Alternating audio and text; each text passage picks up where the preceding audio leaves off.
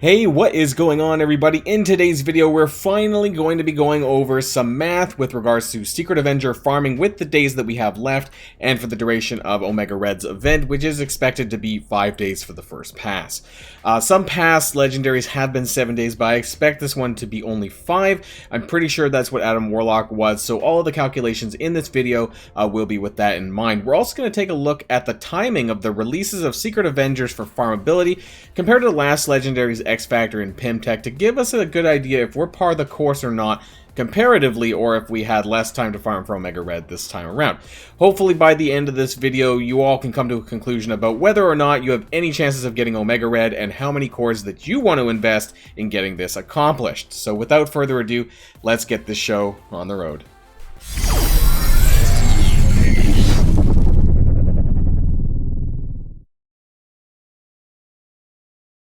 Okay, so here we are in my Marvel Strike Force character tracker. You guys may have seen me reference this before. It's a spreadsheet that I update regularly with regards to character releases, when they become farmable, when they become available in orbs, elite stores, and so on and so on.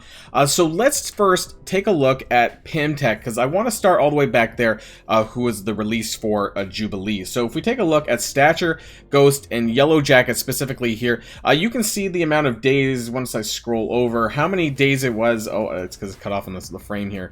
82, 69, and 65 days for those three characters, Stature, Ghost, and Yellow Jacket, in terms of how long it took from when they were released to when they became farmable. So I want to scroll down, take a look at Shatterstar, Longshot. Now this was a little bit different. So Shatterstar and Longshot came first as a duo back in December, and then it wasn't until March, April when we got Multiple Man and Polaris. So Shatterstar and Longshot were actually available a good deal longer before they were made farmable, but Shatterstar actually had a lot of ways in order to get shards for him. He was in the RTA Battle Pass, and I believe he might have had a blitz as well. Longshot was the harder one to get shards for Adam Warlock. So you can see here, it's kind of hard to see a little bit here. I didn't green it for some reason. So it's 189 days and 167 that both Shatterstar and Longshot went before they were made farmable here. I should bold this and kind of do something about that. So that was a very long time, but like I said, there were other ways in order to get shards for Shatterstar. Longshot was an original Blitz release, a Blitz 100 release, before he was put into the War Store. I don't remember if there was any other ways that you could get him other than him being available in the orb for premium orb pulls, things like that. I don't know if there was anything else for that. So we're gonna move on to Multiple Man and Polaris. They were kind of more on par the course with regards to Pimtech here, both at 71 days, which is a little bit surprising.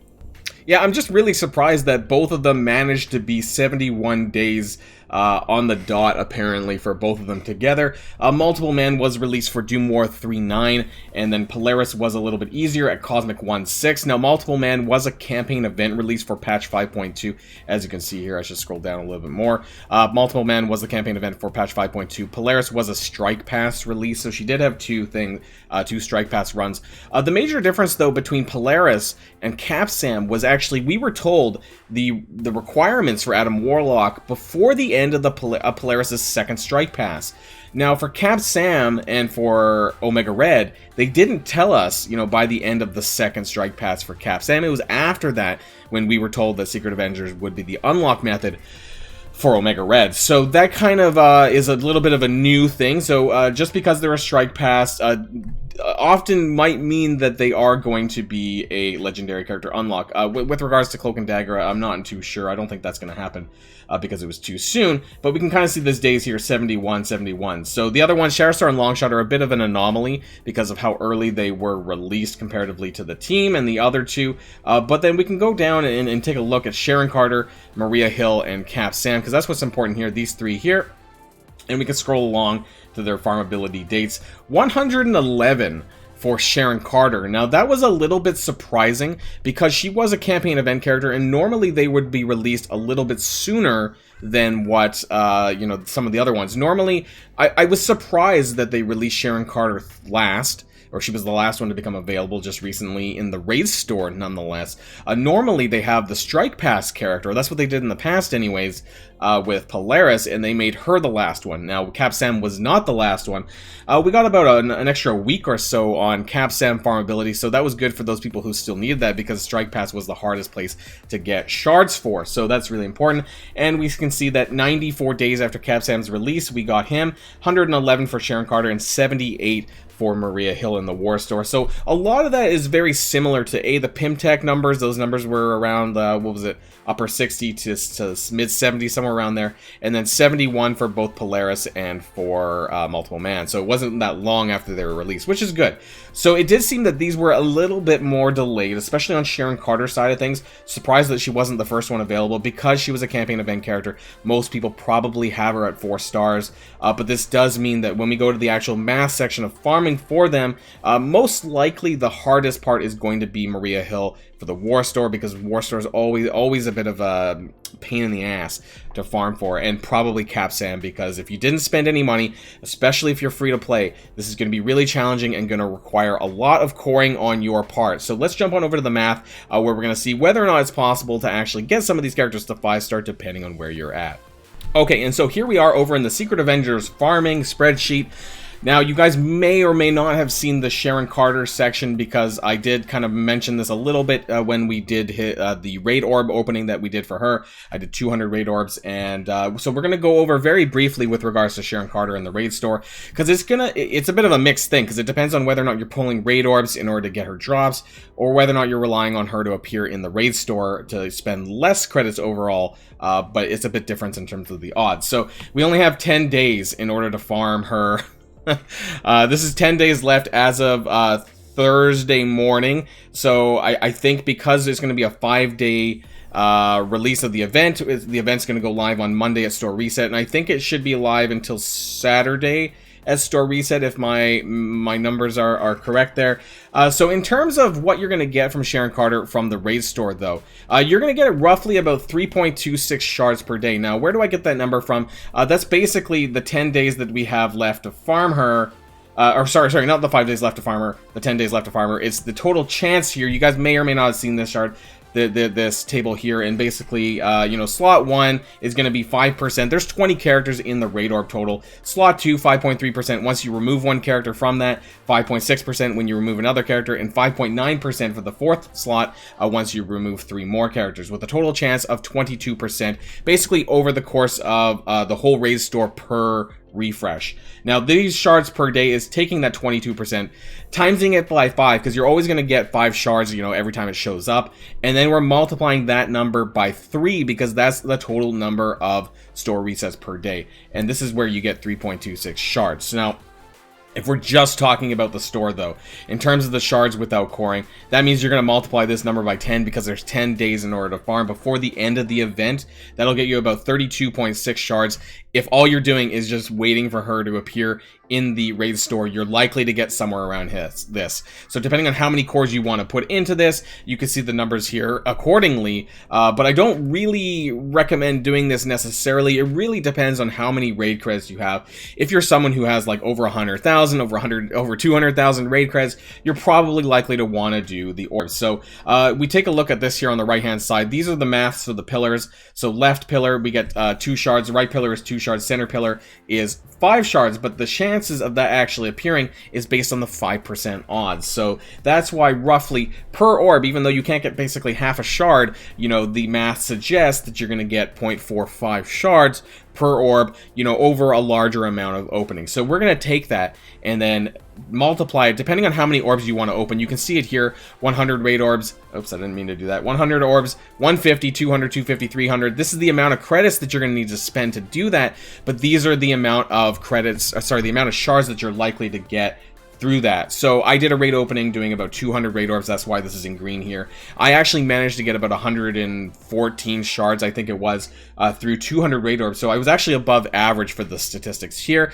So it kind of gives you an idea. If you want to combine opening raid orbs with just, you know, waiting, I guess, naturally from the raid store, that's entirely up to you. But depending on how far away you are, hopefully you're at least within the 4-star range if you want to get a, you know, a good shot at Omega Red, or you saved a lot of raid credits and therefore you can get, you know, more shards to compensate for what you didn't do for the campaign event.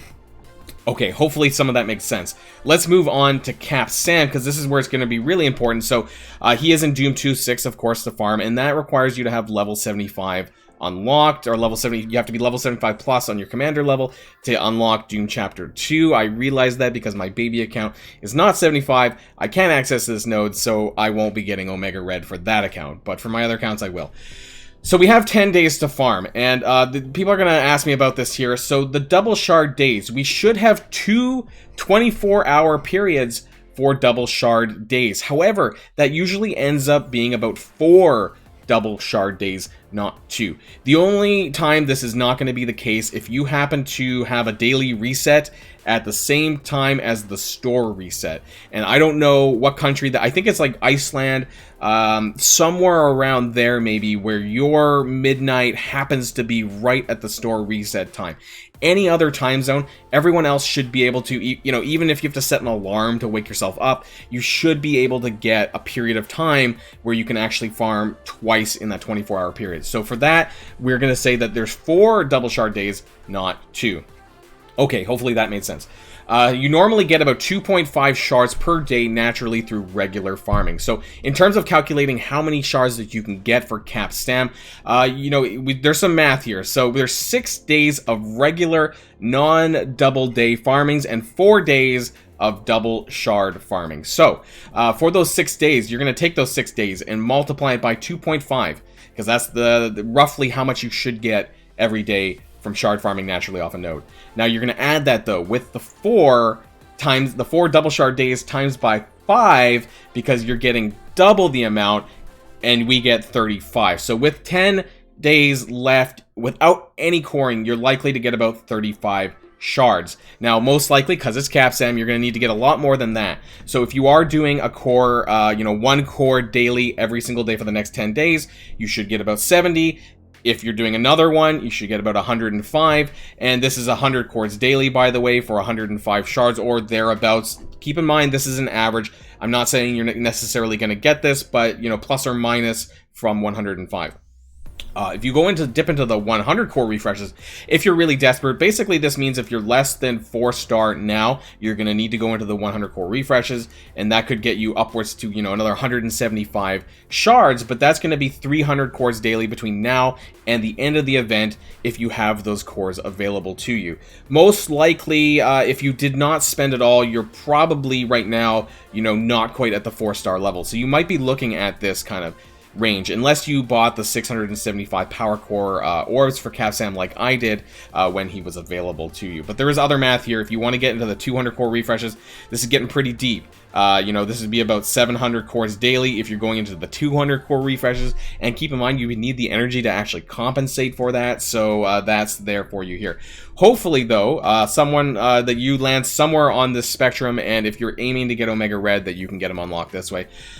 I'm doing about 1 to 2 core refreshes a day. I'm only actually about like 45 shards away. I'm not too far away, so I'm a bit lucky on that sense. But I know that other people are not, and you'll need to core a little bit more if you want to get there for Cap Sam. So for Maria Hill, this is a little bit easier, but there's still a little bit of math involved. So we have 10 days left for everyone, of course. So the chances that Maria Hill is going to appear in the War Store is 23.2%. Now that is because there's 3 slots for War Store characters. There's a total of 14 War Store characters, I'm pretty sure, because they, you know, they're supposed to remove 1 character every time they add one, right? So basically you take 1 divided by 14, and then you add 1 divided by 13, and then 1 divided by 12, because once a character shows up, they can't appear again, just like the Raid Store that we talked about. So this gives us a shards per day about 3.5. That takes the 23.2%, and you multiply by 5, because that's the shards that you're always going to pick up 5 shards, and 3 store refreshes per day. You multiply by 3, and you get 3.5 shards. Very similar to kind of the math in the Raid Store for Sharon Carter. Now, this is just there because if, hypothetically, you get 5 shards per day over the next 10 days, you'll get 50 shards. Now, this really isn't math involved. It's just like if you see her once, and you get this once per day, and you'll get about 50 shards. But the math here, depending on what you have. So we know that 3.5 shards per day. So if you need to get into the coring, and you do 1 refresh a day, you're likely to get 7 shards a day. 2 refreshes a day, you'll get 10.5. You know, 3, you'll get close to 14. These are decimal places. And then 4 refreshes a day, which is a lot of cores, by the way. That's 17.4, 17.5. But this is like 300 cores daily on just store refreshes. So this is quite a lot. So keep that in mind. But if you do all of this, depending on what you're looking to do, shards over the 10 days, if you do 1 refresh a day, just in the war store to look for Maria Hill, you should very likely pick up about 70 shards over the course of those 10 days. If you do that with 1 refresh, every store reset. So not just 1 refresh per day, but 1 refresh per store reset. So that actually equates to 150 cores daily. Now, if you want to do this 2 times, which is 300 cores daily, that gets you to about 104 shards. Now, after this, it gets really tough because now it jumps to 100 cores per store refresh, which instead of actually just going up naturally, it is actually 600 cores daily because you're spending 200 at each store refresh. So that's a lot. But the numbers actually, I don't know that those numbers are accurate now that I think about it. Sorry about that, everyone. Yeah, I did a quick boo-boo here. I changed the numbers around. I was multiplying by 18 instead of 10 for some reason because I used this in a previous spreadsheet for a different event. And so we are actually at 140 shards, or sorry, 139, 140, whatever, rounding up. And then about 174 shards if you're wanting to put in this much cores daily. Now, it's a lot, so I don't really recommend this. I hope that you're at least in the 4-star range when you're watching this video for Maria Hill, and frankly for all of the characters, because in terms of the optimal range for shard farming, you kind of want to be in the 4-star range right now. Otherwise, it's going to be very difficult for you to get that. Now, if you don't do any refreshes at all for the war store, you're likely to get about 35 shards for Maria Hill. So if you're close, I wouldn't gamble it though. If you're like maybe 20-25 shards away, I would probably just core once a day or something just to make sure you get it, so that you're not gambling and then you just fall short for whatever reason. We're going to talk very quickly about Winter Soldier. We're not going to be talking about Nick Fury, because frankly, if you don't have the cream minions up for Nick Fury at this point in time, I think it's going to be really challenging alongside farming all the other characters. I just think that you're going to have a hard time unless you spend money on the offers, and therefore you don't need my math anyways. So we're not going to be talking about Nick Fury. We will talk very briefly about Winter Soldier. The math is actually identical to the Cap Sam because they're both on a node, and you have the same amount of shards left. They will be, I'm not going to explain the double shards again. We did this on Cap Sam. You know, it's going to be the exact same math, actually. So, hopefully you have Winter Soldier at 5-star plus, especially if you're an older player. If you're a newer player, though, you know, it's going to be the exact same math as Cap Sam. So, 35 shards over the 10 days, you know, if you don't core anything. 70 if you do 1 refresh a day, 105 if you do 2 refreshes a day, which equates to 100 cores daily, and you can see the rest of the math here. So, after all of this, I would love to know what your guys' chances are for Omega Red. Are you feeling good about it? Are you feeling bad about it? Are you coring a lot? How much cores are you spending daily? You know, whether it's Maria Hill for the War Store refresh, whether it's Cap Sam for node refreshes, anyone else for node store refreshes. Hopefully you're spending your raid credits on the raid orbs for Sharon Carter. For veteran players, this is a little bit of a pain in the ass because probably the only usable characters that you even need out of that raid orb is going to be Sharon Carter and maybe Kitty Pryde if you haven't maxed her out. Everything else for me is Ultimus duping.